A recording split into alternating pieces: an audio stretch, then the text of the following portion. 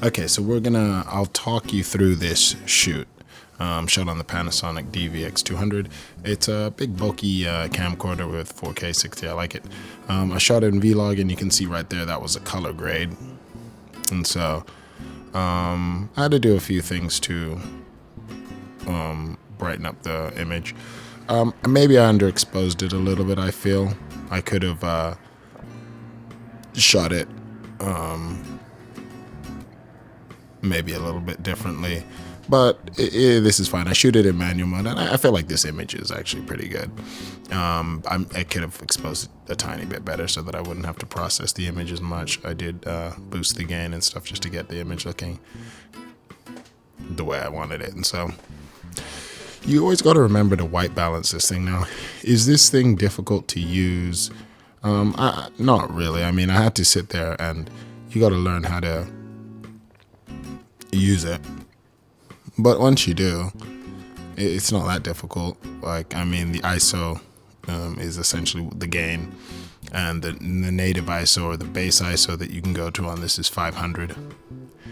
So it is what it is. Like 500 ISO is the lowest, and then you go from there and you look at the image. It's pretty much the same thing you do as if you're shooting on a mirrorless or DSLR or something like that, or a cinema camera. You just, you kind of check and see how much grain you're getting and all of that. And there are things so that you can check your waveform and the exposure. And there's also a log assist on this. That's one of the cool features I really appreciate about this, is when you're shooting in log, you can set one of the user buttons to a log assist, where if you just press it, it'll show you what the colors are if you color graded it afterwards with a simple like rec 709, which is what I do. I do Vlog to 709, so it's perfect. So you can see like the colors here, the exposure is pretty good. You got a shot of Billy just kind of kicking it there in the shade. So obviously when you've got trees and shaded areas and places without shade, your exposures are going to change. And I kind of learned over time, shooting with an auto ISO in the environment backdoors, where you get a dramatic change from being in the sun 1 second to boom, you're in this shaded area over here. Your exposure can really be challenging if you're trying to set the ISO manually. And so that's one thing I've kind of over time realized, that I like the manual settings. I like being able to set my own f-stops, but I really do allow the ISO to be automatic.